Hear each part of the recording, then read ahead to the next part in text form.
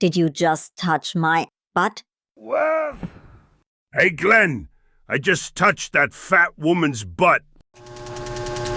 Hello, and welcome back. How is everybody? I'm doing good. I was watching a YouTuber that I normally watch, auto auction rebuilds, and he was talking about his grandparents' place that his uncle lived in and passed away in, and how he didn't want to see them tear it down, or didn't want to see the state take it and them to tear it down. So he purchased the house and redid it, put a bunch of money into it and redid the house and redid the siding and the plumbing and the floors, and basically just redid the house because he said he had grown up in that house and that he had a lot of memories in that house. Well, made me start thinking about my grandfather's house that was in Sarasota. Earliest thoughts of that house that was in Sarasota, my grandparents' house, being there when we were little, and he lived there, and my grandmother lived there. My dad had lived there for years, and they had moved out and moved off, and my dad had moved off, and my grandparents stayed there. But I remember always going back there, always going back to that house. And my grandmother, would always sit and talk to me, and she would show me things that was in the trunk. They had a trunk in the bedroom, like a cedar chest, and they kept stuff like old coins and things like that in it. And it was always pleasant memories there in that house, being little, and we would eat breakfast there, and me and my brother,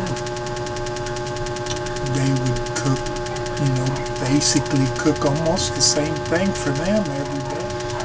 And we got to eat cereal and everything, and they basically cook the same thing every day. They got to cook toast, and my grandmother would put butter on the toast and jelly. So they used to eat that, and I'm not really sure. I'm thinking grits every once in a while, but I remember eggs and toast and things like that. And my grandfather drank coffee. He had a percolator pot that he had sat there, and it just constantly percolated coffee. One of them old percolator pots.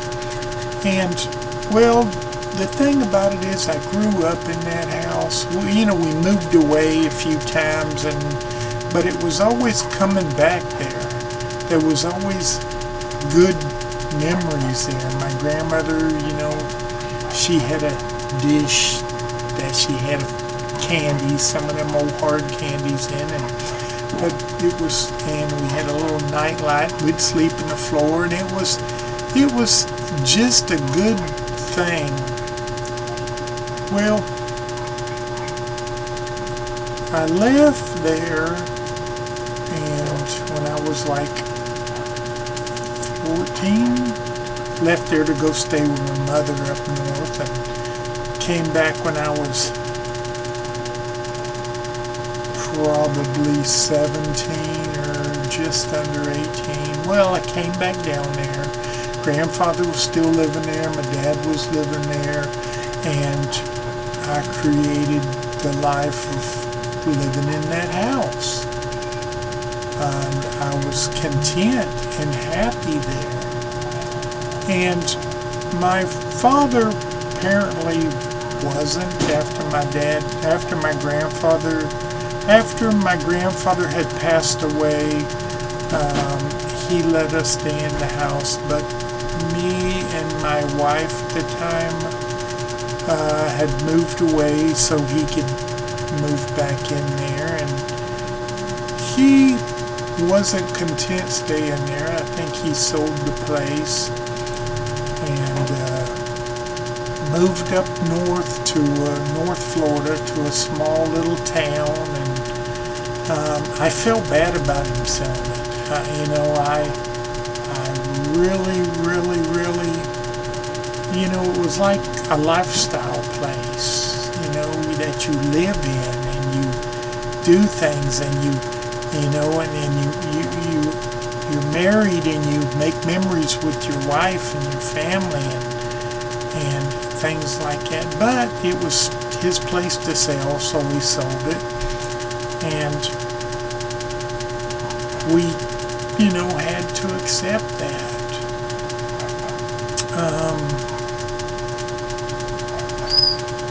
But,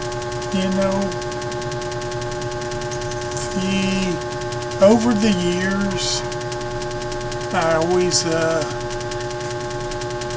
would be able to go by and see it. Somebody else, the neighbors, people that lived down the street, they had bought it. So, but it was a thing that we could go see until it wasn't. They tore the house down, and apparently over the years they built something else, another old house, and they let that place go junked up. They let weeds grow and this stuff grow, and my grandfather kept the place really nice. He for them not having a lot, they did keep the place nice. It had old teak wood walls on it, the inside, those panel walls, and outside it had this big tree in the corner, like it wasn't a pine, it was some kind of pine, some kind of something, cedar, something big, round, bushy. And I remember being little and they used to put Christmas lights, the big bulbs, colored bulbs on it, Christmas bulbs every year. It was a Christmas kind of a thing. And the lady down the street, she made cookies for us. It was really a nice place. We didn't have to lock our doors back then or our windows. It was a really good environment that I seen gone, tore down, and junked up over the years. And I always thought to myself, well, one day, I'll win the lottery and I'll just buy that place back. And apparently, years passed and I still haven't won that lottery yet. So I see the house and see Google Maps and see things over the years, and still life goes on, I guess. A lot of places that I grew up in and that I lived in. My mother had a place up in Hollister, Florida, near Putnam, near Palatka, and she had a place over there and put a mobile home there and everything. And over the years, that place is junked up and no more. They tore all that out of there, and it's just a big cow field now. So when you're making a lot of memories, and you're making memories in like I had a job at the skating rink over there, roller skating rink. And from the time I turned 18 years old, up on through the years, probably 5, 6, 7 years, I worked at the skating rink over there. I had a lot of memories there. And as you see now on Google Maps and everything, it changed hands a couple times, and it's no longer a skating rink. It's probably a business or warehouse or something. But those memories, you try to keep them up here. Memories of skating rink and meeting my wife there, and bringing my kids there, and things like that. You try to keep those memories up there. Now, my wife at the time had passed away in 92, so still a lot of memories, and a lot of memories in Sarasota with her. But a lot of the environment, a lot of the areas, and a lot of the memories, and the beaches and things like that you have memories of when you're younger, it makes you regret, like the house getting tore down. I regret it. I wish I'd have been able to do what Randy did with his uncle's place and his grandfather's, and so he can enjoy it. I wish I could have, somehow bought the place and saved it and kept it to keep the memories going. So a lot of stuff that I had in Sarasota, a lot of memories that I had down there. My best friend that I had growing up with and things like, he's passed away. We had been all over Sarasota, and I've been through hard times, and he's always been there. And I came here to the Philippines after that, I heard that he had passed away also. And I had another good friend that was sort of like a brother. He was my brother-in-law, sort of,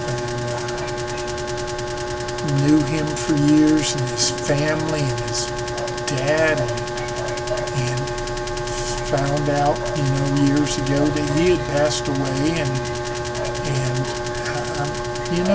those past memories, and you live and you remember those people from your past who changed your life, or at least brought some contentment in your life. I still see, my best friend's sister, and they're still living down there. I still see them on Facebook and online, and see that they're doing good. But in the back of my mind, I still miss my friends. I still miss the people from the past, and it just makes you feel like, you're getting older. And I am getting older.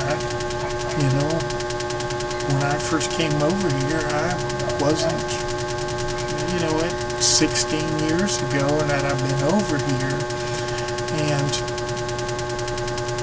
my mother says, you need to come back here, bring your kids and come back here to the United States. And I want to, and I'm going to, but sometimes I feel like the biggest part of me, of my past and of my life, and things are gone from that area, are gone from maybe not the whole Florida, but the part of, the part of memories are gone from there. Not all of them. My son's still there and things like that, but my life that I lived and that I had is gone. The beaches, I heard the beaches are still there, but there's a lot of rules and things that you can't do out there. They've changed a lot of the area. Sarasota's changed so much now that, and there's a lot you couldn't do. We used to get out and roller skate from Main Street all the way to the beach, roller skate, and roller skate across the Ringland Bridge and to there and swim and then get out and we'll put our skates back on and roller skate back across the Ringland Bridge or go fishing. There used to be a little bait shop that was right there that me and my best friend used to fish at off of that pier, and I think the bait shop's closed down and gone. The restaurants and the people that I knew and grew up around are gone, so things have changed. And sometimes I wonder if going back to the United States and trying to go back down to the area of Sarasota and stuff, is it just going to dwell up these past memories, or is it going to give me a new start with a new life with my kids? So I have to find that out. I'm not going to keep talking about that. That's, on there. Let's talk about the other day I saw a guy, and this might have been in Florida, I'm not really sure. There was a guy who didn't want to be there, or I'm not really sure about the whole story, but from what I understood is he cut his cobbledangler off. Polite way to say it. He cut it off, set it on fire, and I don't know if he tried or did burn his mother's house down with his wing dangler. So, I didn't know they were that flammable. Keep the flames away from mine. But stuff like that, you think to yourself, what's going on with society today is people lost their mind. This guy looked like an older guy like me too, and he's wing danglerless now and cobble danglerless, and still I really don't know. So I read in the paper and read online and all that stuff of a lot going on in the world today, and a lot going on over in the United States, and all this transgenderism, rainbow colored. I remember rainbow colors when we were young, they came after a rainbow, and you draw on the paper when you're a little kid, and then you draw it on black, and you take the scissors and scratch it off, and it was a rainbow, but did never associate it with gay, lesbian, NYPD, whatever it is. Did never associate it with that, and people have lost their minds. A lot of liberals and Democrats.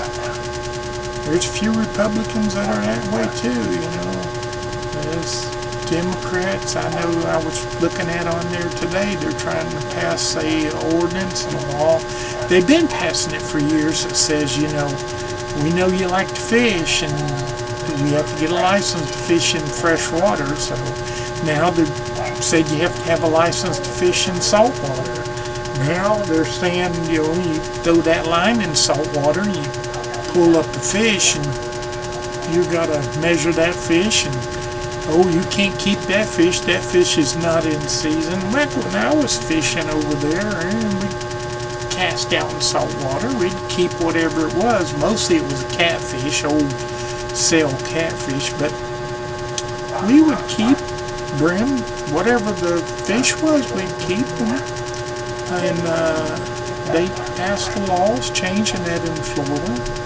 And apparently in, was it Oklahoma or Colorado? It was one of them states up there that I saw that they're trying to pass a law now that forbids hunting. they don't want you killing any, and they said no hunting, no fishing, that they're going to make it a law to not be able to kill any animals, not be able to hunt, not to be able to fish, not to be able to, you know, I don't even know if you can milk a cow if you have a farm, you know, or if you're raising chickens, you know, are they going to consider the eggs killing too because you're, you know. So I just seen the back end of it, of something that was in the law, and it was a news article, news station was talking about it, and I guess one of the guys was a hunter, and he said it's ridiculous that they're trying to do that. But this is a lot of what the left is doing. A lot of the left, or it's almost like if somebody on the right or a Republican tries to do something, pass something that's good, if you know, I'm not going to get political, but if Donald Trump said, hey, you know, I found a cure for cancer, the left would kind of, you know, say, hey, you have no right stopping people from getting cancer. What's wrong with you? It's whatever the good is now, whatever good in the world is. I mean, it's not just Donald Trump. I'm going to say the whole world. Whatever the good is. I mean, they let Muslims in these other countries for years, and the Muslims are punching people and hitting little kids and killing people and doing that stuff, and Somalis and African, a lot of the people that they're letting into Europe and letting into these countries are, you know, doing bad stuff, and they let it happen for so long, and a lot of these countries now are saying, hey, we've had enough of it. It's time for us to take our countries back. And from what I understand is the government and the things, they're saying, hey, you have no right to interfere and take your government, your country back. Who do you think you are? You know, if a Muslim comes in your house and tries to kill you, or African comes in there or something, you know, you need to go ahead and just let them kill you and not fight back. So it's gotten to the point where I don't live in any of those countries. I just look at it on the news, and a lot of it on the news, and I see Iran fighting, killing people, and apparently they said they took out Lindsey Graham. Lindsey Graham used to be I think he was a governor in Florida at one time years ago. But anyways, I never had a problem with him. He wasn't my favorite guy, but the way they're talking about, they had a hand in him, you know, unaliving him and putting him out, and they want to do that to Donald Trump and a lot of these other countries that say, hey, let's go to the United States and make the United States, you know, our B word. So, which is bad, and the bad thing about it is, if you come to a country and you do bad in that country, in other words, if you go to a country and then you go to a guy's house that's been living in his own house, taking care of his own stuff, and you go there and you tell him get out of his house and you're going to burn it down, you know, not or you're going to burn it down, you get out of that house, move somewhere because I'm going to burn your house down, and you want to fight for your own stuff, you know, and then your government says, hey, you have no right to fight for your own. So the whole thing about it is, I don't live in those other countries, and I don't live back in the United States yet, but from the things that I watch the news and I watch the other stuff occasionally, you know, most of the time I try to avoid the news, but there's sometimes you watch the news and you think of how the United States is not the same country that I grew up in. They wouldn't have done that stuff back when I was young, growing up there. I mean, the government probably would have, but the people weren't that way. You know, the people that I knew weren't a bunch of racist people hating, wanting to kill people in the street kind of people. They were good, God-fearing, loving people, and everybody knew everybody. Everybody had a problem. Now, if you wanted to go to a, you know, I remember being younger and going to a Catholic church, and you know, I wasn't a member of the Catholic church, but I did go to it. My wife was Catholic, and so I went to a Catholic church, and I remember going to a Baptist church growing up, and wasn't really a member, but remember going, and then they all had their different beliefs, but, you know, went to a Mennonite church for a while, and it was a great church, but the whole point about stuff is, even religions and everything felt like, yeah, you want to go to heaven, you go this way. It doesn't matter if you take this one, this one, this one, or this one. It all goes as long as you're. So, and they never thought about killing. And I see news articles, and I see people saying, hey, you need to take out this person and take out that person. And hey, why did they save that person's life? And why didn't they just let him die and spit on his grave and pee on it? You know, that's not normal thinking. From what I was growing up thinking, is people's good-hearted. People have good hearts, and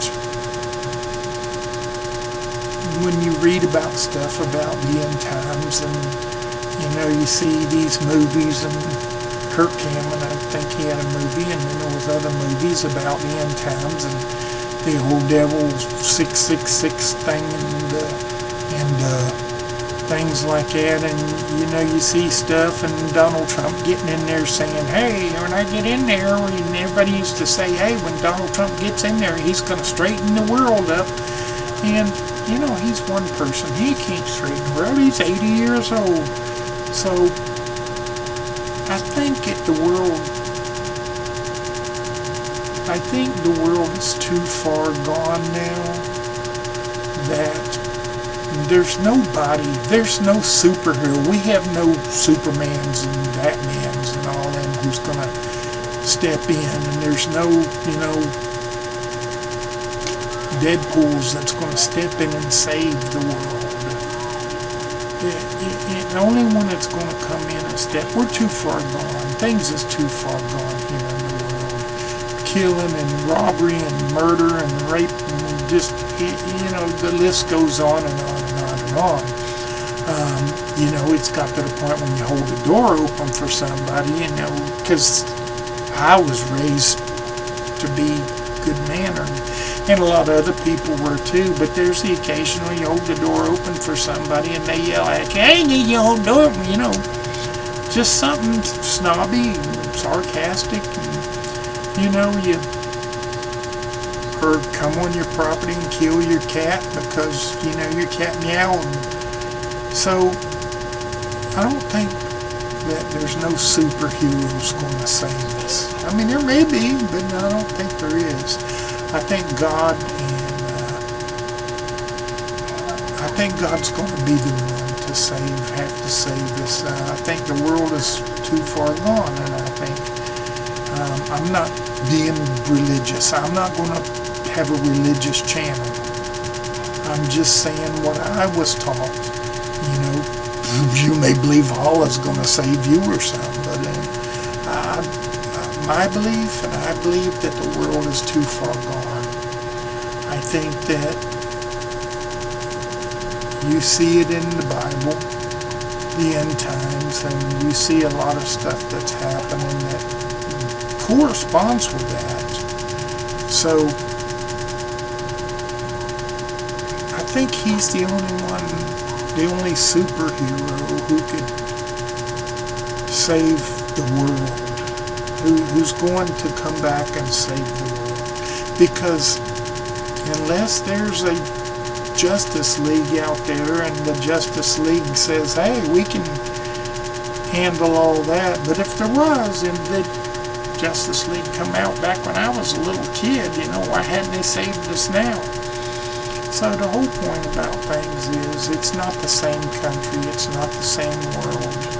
Things is getting bad all over, and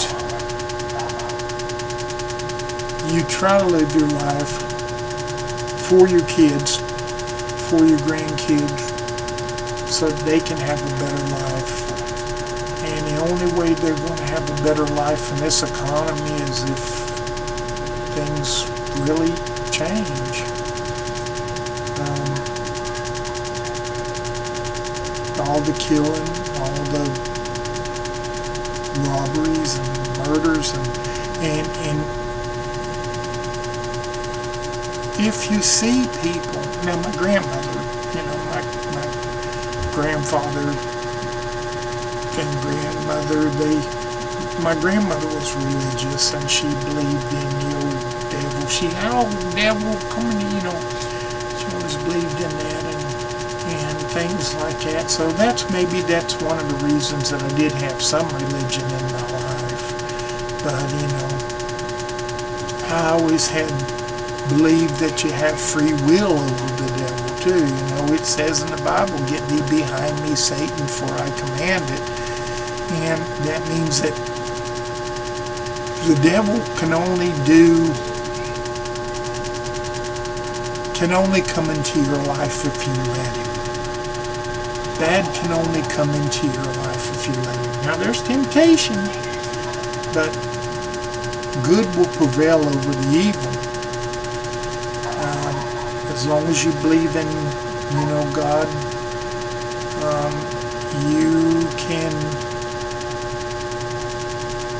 you can prevail.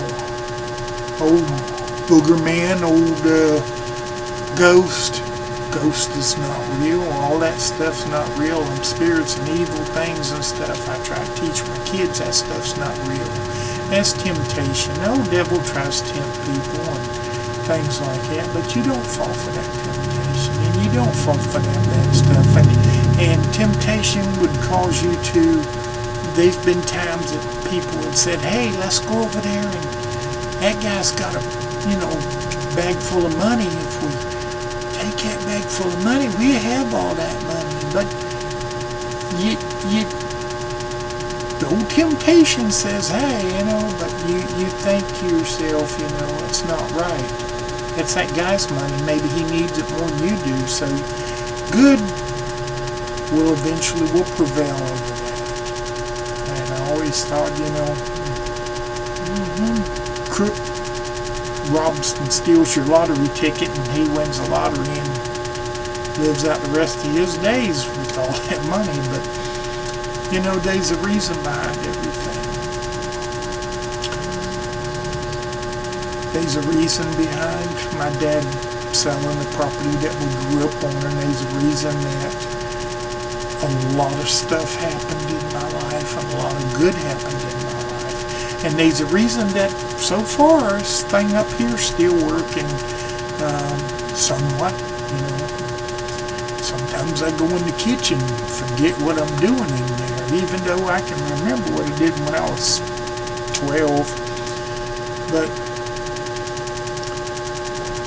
there's good, and you take the good things that happen, and you overweigh the bad stuff that happened in your life.